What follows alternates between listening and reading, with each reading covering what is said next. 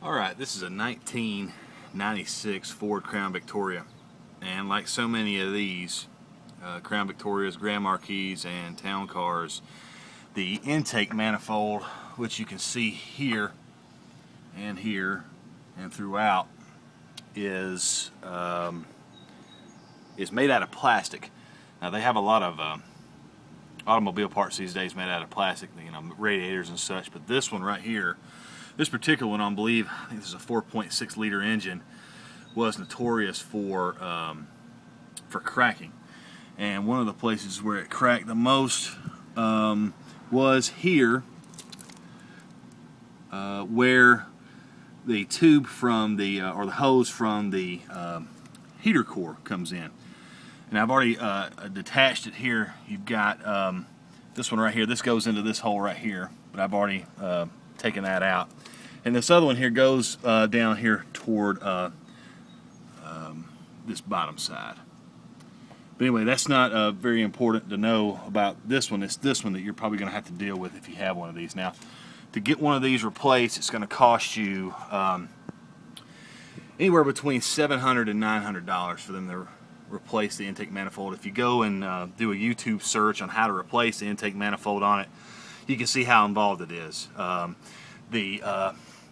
If I remember correctly, the alternator's got to come off. A few of these other, maybe these hoses have got to come off. The intake manifold, which is right here, and the fuel lines, and even one of these braces, I believe. Here it is, right here. I believe on this particular model, this thing's got to come out. So you can either do it yourself, and if you're anything like me, you're not mechanically inclined enough to do that. Or you might be able to, but I would just be afraid to do it myself. I'd rather pay somebody because I'm afraid I wouldn't be able to get it back together. I can take an alternator off or a water pump, but this is just too involved for me. And the part to fix this is, depending on what model your car is probably going to be somewhere around, somewhere between $200 and $300. I believe I can get this one for about $198, and that comes with all the gaskets and all that. But I'm not going to do that. What I am going to attempt to do, however, is at the very least put a temporary fix and perhaps even a permanent one on it by fixing putting my own coupling here inside where this heater core tube goes into the intake manifold. Luckily for me, the crack on it, and you can't hardly see it here because it's hard to get in here, but the crack is right on this side, and it's hard to get to, but it's only about 1.5 inches long. And hopefully if you find this, you can catch it early, but it's only 1.5 inches long, so I can patch it with JB Weld on the inside and the outside for an initial patch. And like I say, luckily mine was small enough to where I could patch it to where it doesn't go down into the overall manifold, because at some point it breaks off down here and your housing cuts off and it goes into the engine. Now you can't see it, but I'm going to show you the hole here. This goes down probably about the size of your middle finger, and then it breaks in toward the I guess to go into the engine block or the top of the engine. And so you got to be careful when you're doing what I'm talking about doing here. But what we're going to do, I'm going to take a piece of conduit, and I'm going to grease it up really well with JB Weld.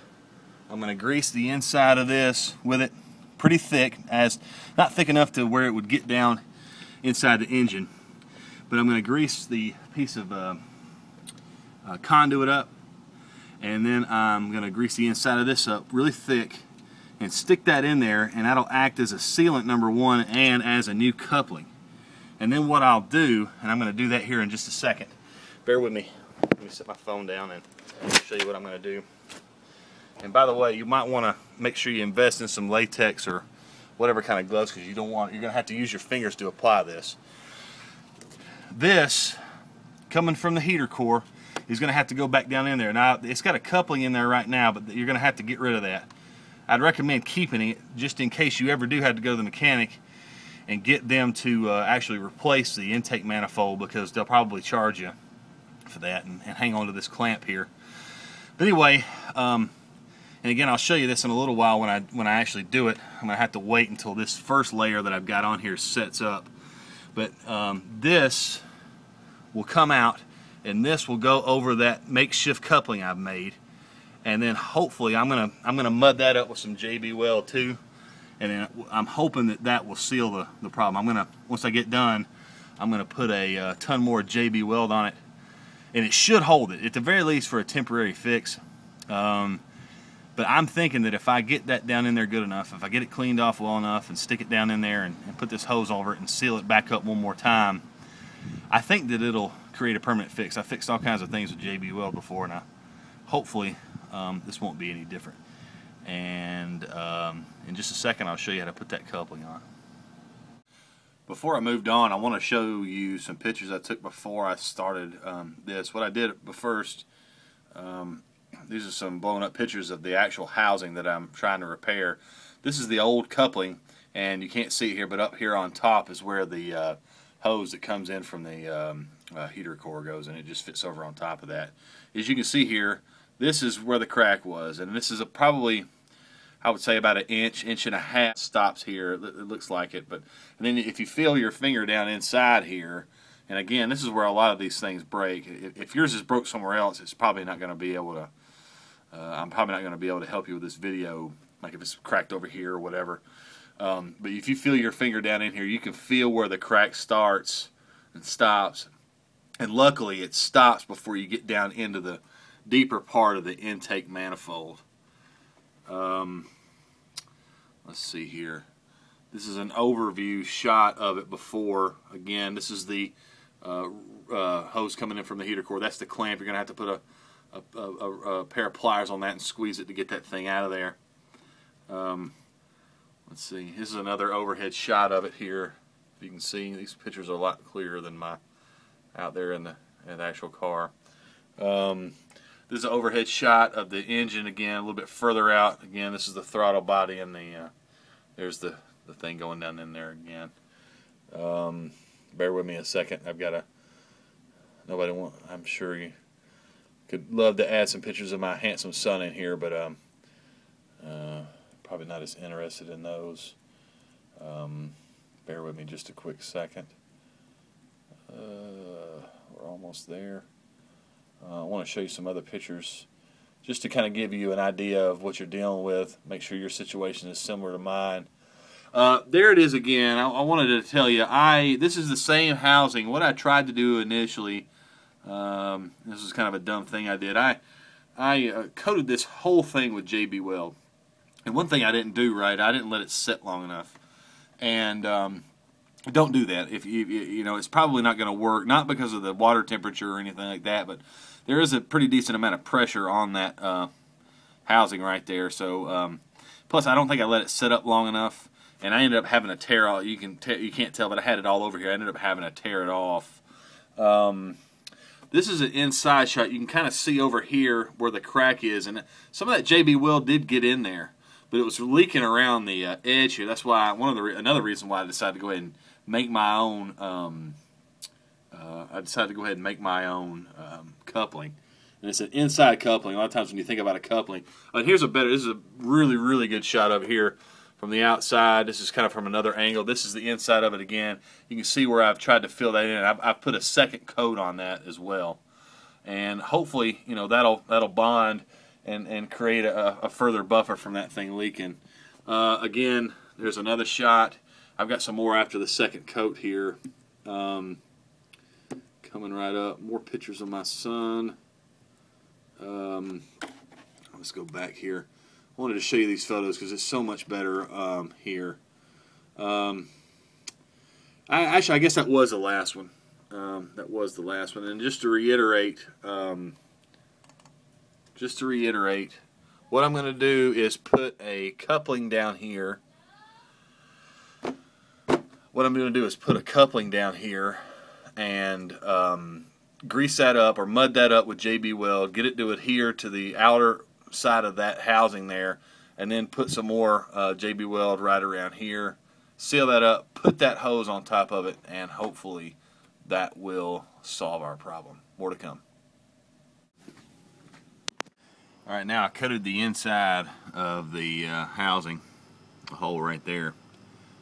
It's pretty, I couldn't get too much in there because Again, you can only apply it with your finger, and again, I'm wearing latex gloves here. So I coated the inside of the hole, then I coated the heck out of the outside of this piece of conduit. And as you can see here, this housing gets a little bit smaller as you go down, so you got to apply a little bit of pressure. It's fits snug as far down there as you can go.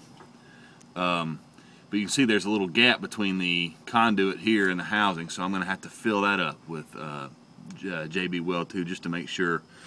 So I'll have a pretty thick layer going here by the time I'm done, and I'll come right back with that. Now I've got the coupling in here, and you can kind of see it there. I'm going to turn the flash on so you can see a little bit better. Helps a little bit. I put the JB Weld around from the previous video. There's kind of a gap in there. I put some on there. It looks like it's completely sealed up the gap. But what I'm going to do, I'm going to wait another day. I'm going to let that dry for 24 hours. I'm going to put another coat on it just to add a little layer of thickness there, a little layer of protection. And then this, again, of course, will go on top of there. And I've got this clamp here. This clamp should be okay.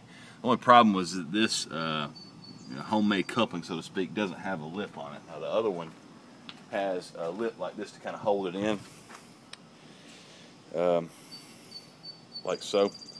You can see it gets a little bit bigger there. I don't have that on the new one. Plus that pipe's just looks like it's just a touch smaller than that one. You may want to invest in one of these O clamps here, or circle clamps. I'm not going to have room in there to put that in there. Instead, what I'm going to do is just coat the inside of that hose with a little bit of weld, and make sure I open that this right here up enough to where I feel like it's got enough grip on there. So at the very worst, when you actually do go to get your intake manifold replaced, if you ever end up having to do that, if this doesn't work long term, they may just have to replace this pipe, which shouldn't be more than a few dollars.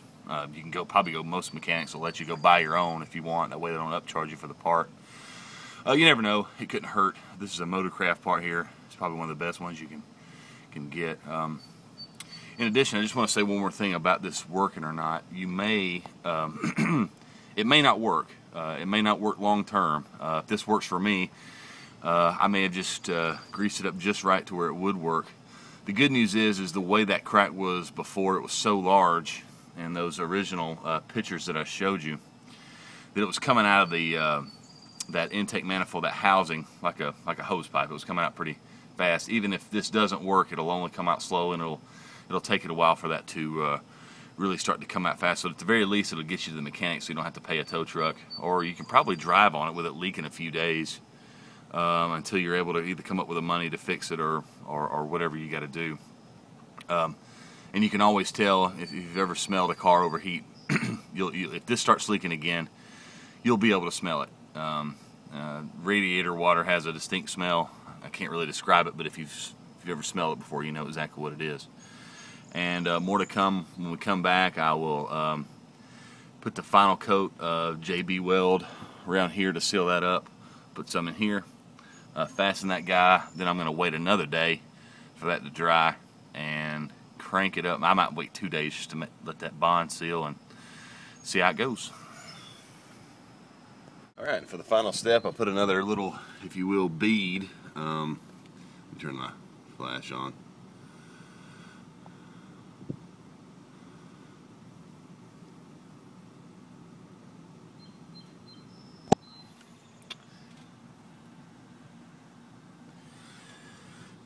Another little bead around the bottom of that, and I've coated the outside of that piece of conduit with a little JB Weld 2, and then around the edge of that and the inside. Now, if you ever have to really replace this, you'll have to replace this hose, but it's well worth the chance. Slide that dude down on top of there as far as it'll go. Try to let that glue